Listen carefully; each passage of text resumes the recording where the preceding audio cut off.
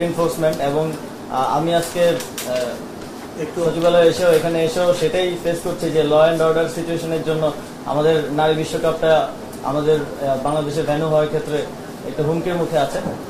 তো এই বিষয়ে আমরা আজকে কিছু আলোচনা করেছি বিসিবির সাথে এবং আজকে মন্ত্রণালয়ে এসে সবার সাথে আলোচনা করে আমার ভালো লেগেছে এবং আমার মনে হয় আমরা একসাথে ভালোভাবে কাজ করতে পারবো।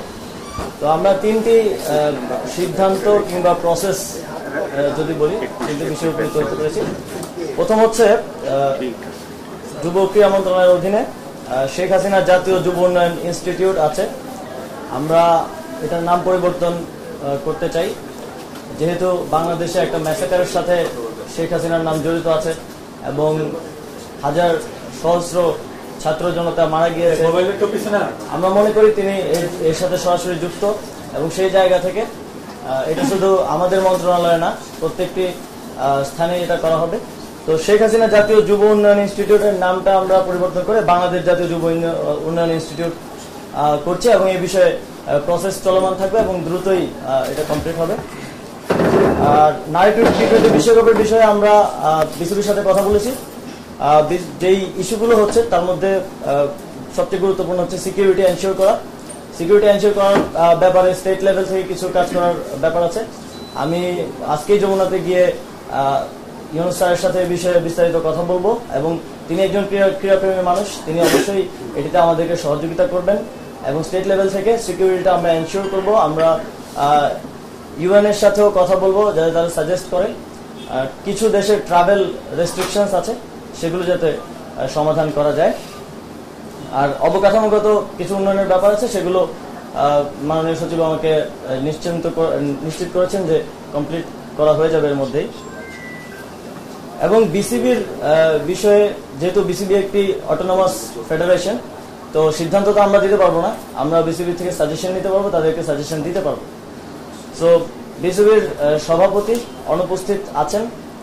অবশ্যই একটা ফেডারেশনকে ওয়ার্ক করতে হইলে তার সবগুলো অর্গান ঠিকভাবে ভালোভাবে কাজ করতে হয়। সভাপতির মতো গুরুত্বপূর্ণ দায়িত্বে যিনি আছেন তিনি অনুপস্থিত আছেন, কিন্তু বিসিবি যেহেতু একটা অটোনমাস ফেডারেশন আইসিসির অধীনে, এই বিষয়ে আমরা সিদ্ধান্ত নিতে পারবো না। আমরা সাজেস্ট করেছি যারা বিসিবির ডাইরেক্টরস আছেন তারা এই বিষয়ে লিগালি কিভাবে আইসিসির লিগাল ফ্রেমওয়ার্কের মধ্য থেকে কিভাবে এই বিষয়টি সমাধান করা যায় এবং অন্তর্বর্তীকালীন সময়ের জন্য কাউকে নিয়োগ করা যায় কিনা সে বিষয়ে তারা আমাদেরকে পরবর্তীতে রিপোর্ট করবেন এবং এ বিষয়ে আমরা প্রসিজারটা চালু রাখবো। তো এই তিনটি সিদ্ধান্ত কিংবা প্রসেস যাই বলেন আজকে আমরা উপনীত হতে পেরেছি এবং সামনে আরো আজকে আমি সময় দিতে পারছি না কারণ আমাদের আপনারা জানেন প্রধান বিচারপতির শপথ গ্রহণ অনুষ্ঠান আছে। তো আমরা আরো বিস্তারিত কথা বলবো, আমি আবার এসে হয়তো আরো বিস্তারিত কিছু বিষয়ে সিদ্ধান্ত আমরা নিতে পারবো। আপনাদের কোনো প্রশ্ন থাকলে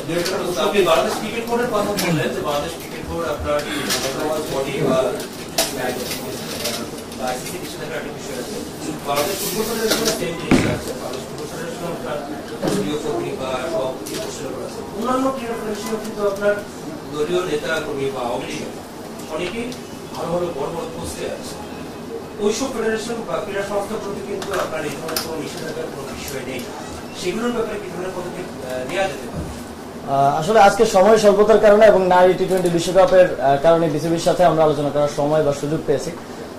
বাকি ফেডারেশনগুলোর সাথে আমরা পর্যায়ক্রমে আলোচনার ভিত্তিতে এই বিষয়গুলোতে তাদেরকে সাজেশন দেওয়া থাকলে সাজেশন দেবো এবং অবশ্যই লিগেল ফ্রেমওয়ার্কের ভিত্তিতে কাজগুলো করতে হবে।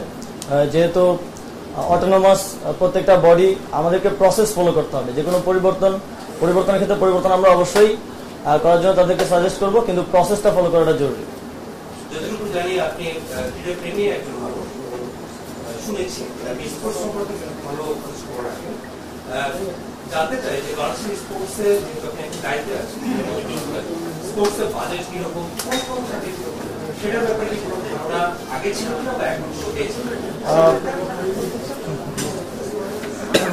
আসলে স্যার আজকে আসছেন, আমরা কার্যক্রম সম্পর্কে বলেছি, স্যারকে বাজেট সম্পর্কে আমরা বিস্তারিত ধারণা দিব। আপনাদের অবগতির জন্য জানাচ্ছি গত অর্থ বছরে আমাদের 1309 কোটি টাকা বাজেট ছিল, এবার সব যুব এবং ক্রীড়া মিলে 2111 কোটি টাকা, 2211 কোটি টাকা আছে। তার মধ্যে আসলে গত বছরের যে বৃদ্ধি, এই বৃদ্ধিটা আপনারা অনেক মিডিয়ায় বলেছেন যে ক্রীড়া ক্ষেত্রে বেড়েছে, এটা বাড়েনি। 700 কোটি টাকা আসলে আমাদের যুগের একটা আর্ট প্রজেক্ট আছে ওয়ার্ল্ড ব্যাংকের, সেখানে 700 কোটি টাকা আসার পরে এটি বেড়েছে। এছাড়া যে নর্মাল বৃদ্ধি সেটা 10% নিচেই আছে। আমরা মাননীয় উপদেষ্টা মহোদয়কে বাজেট নিয়ে টোটাল ব্রিফ করব এবং আমাদের বাজেট আরো এক্সপেডাইট করার জন্য পরবর্তীতে বাড়ানোর জন্য ক্রীড়াক্ষেত্রে ভূমিকা রাখা বা সাফল্য পাওয়ার জন্য সেটা ইনশাল্লাহ আমরা চেষ্টা করে যাবো। ধন্যবাদ সবাইকে।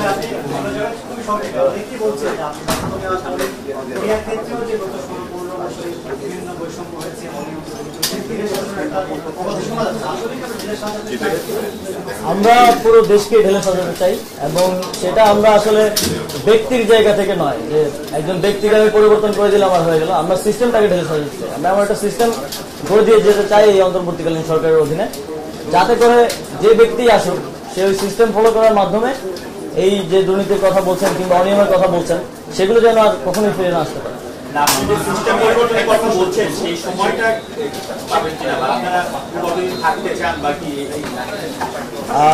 থাকতে চাওয়ার বিষয় নেই এখানে। বাংলাদেশের জনগণ একটি স্বতঃস্ফূর্ত গণ অভ্যুত্থানের ভিত্তিতে এবং একটি রিফরমেশনের দাবিতে যে গণ অভ্যুত্থান হয়েছে তার ভিত্তিতেই আমাদেরকে দায়িত্ব দিয়েছে। আমরা সেই দায়িত্ব পালন করব। আমরা যতদিন দরকার ততদিনই থাকবো এই দায়িত্ব পালন করার জন্য। আমাদের যারা আছেন আমাদের অন্তর্বর্তীকালীন সরকারে কারোরই আসলে ক্ষমতা ধরে রাখার বা ক্ষমতায় থাকার অভিলাষটা নেই। আপনারা দেখতে পারেন সেখানে শিক্ষক আছেন, মানবাধিকার কর্মী আছেন, আমরা ছাত্ররা আছি।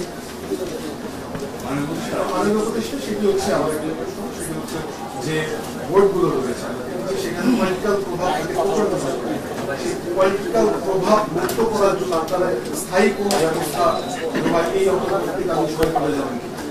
বোর্ডগুলোর ব্যাপারে, বোর্ডগুলো যেহেতু অটোনমাস, তো সেগুলোর ব্যাপারে সিদ্ধান্ত নেওয়ার ক্ষেত্রে আমাদেরকে লিগেল ফ্রেমওয়ার্ক গুলো আরো ভালো করে স্টাডি করতে হবে। তো আমি তো সেই সময়টা পাইনি। আমি আজকে প্রথম এসেছি এবং আজকেও বেশিক্ষণ সময় দিতে পারছি না, যদিও ইচ্ছা ছিল।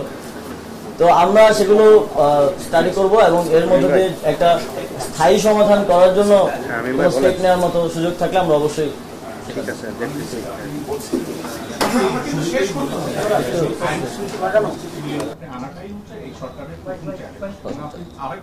আরেকবার বলেছেন যে কোনো ব্যক্তি পরিবর্তন নয়, কিন্তু যদি তাই হয় তাহলে আমরা দেখতে পাচ্ছি যে সম্প্রতি ঢাকা শহরের বেশ কয়েকটি কলেজ এবং শিক্ষা প্রতিষ্ঠানের প্রিন্সিপালদের কাছ থেকে, হেডমাস্টারদের কাছ থেকে জোরপূর্বক রিজাইন লেটার লিখে নিয়ে নতুন বিকল্প আরেকজনকে বসানো হচ্ছে। আসলে এই কর্মকাণ্ডে আপনাদের সায় আছে কিনা? যদি না থাকে, আপনি বলেছেন যে আপনি চিফ অ্যাডভাইজারের সঙ্গে কথা বলবেন, এটি শিক্ষা মন্ত্রণালয়ের আওতাভুক্ত, সেহেতু আমি আপনার নলেজে দিলাম এই কারণে যেন আপনি যেন সেই বিষয়টি ওনার কান পর্যন্ত নেন যে এই ঘটনাগুলো ঘটছে, সম্প্রতি ঢাকা সিটি কলেজে এই ঘটনাটি ঘটেছে। দেখুন, এই বিষয়গুলোতে যারা অপরাধী ছিলেন বিভিন্ন বিশ্ববিদ্যালয়ের কিংবা কলেজের দায়িত্বশীল যাদের দায় আছে অনেকগুলো ঘটনায় আন্দোলন চলমান সময়, তো সেই জন্য ক্ষোভের জায়গা থেকে অনেকে হয়তো করছেন, আবার অনেকে হয়তো কোনো স্বার্থের জায়গা থেকে হয়তো করছেন। আমরা সবার প্রতি আমাদের সাজেশন থাকবে অবশ্যই আইনগতভাবে যাতে সেটা করা হয় এবং প্রসেস ফলো করা হয়। আমাদেরকে অবশ্যই প্রসেস ফলো করতে হবে। যদি প্রসেস ফলো না করা হয় তাহলে এটা একটা কেওস সিচুয়েশনের দিকে চলে যাবে। আমি আজকের জন্য শেষ করতে চাই। ধন্যবাদ সকলকে।